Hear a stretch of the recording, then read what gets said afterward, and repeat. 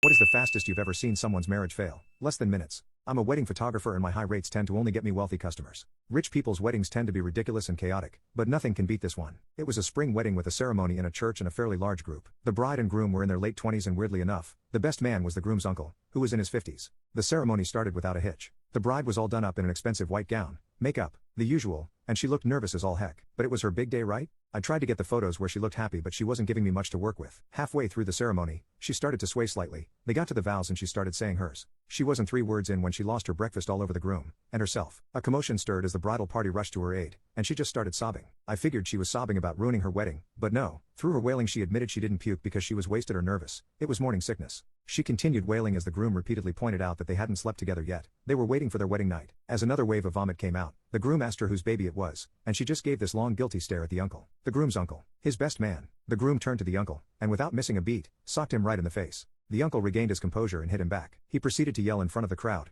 "I've planted my seed in the brie." He didn't even get to finish before his wife hit him. The party was trying to break up the uncle and his wife. 3 of the men tried to break them up, but she clung to him like a second skin. It was the fastest any marriage could have finished, and because they were already engaged they had to go get the marriage annulled a week later. Needless to say, I got some really sick photos with my high-quality professional camera. Those are definitely going up on my site.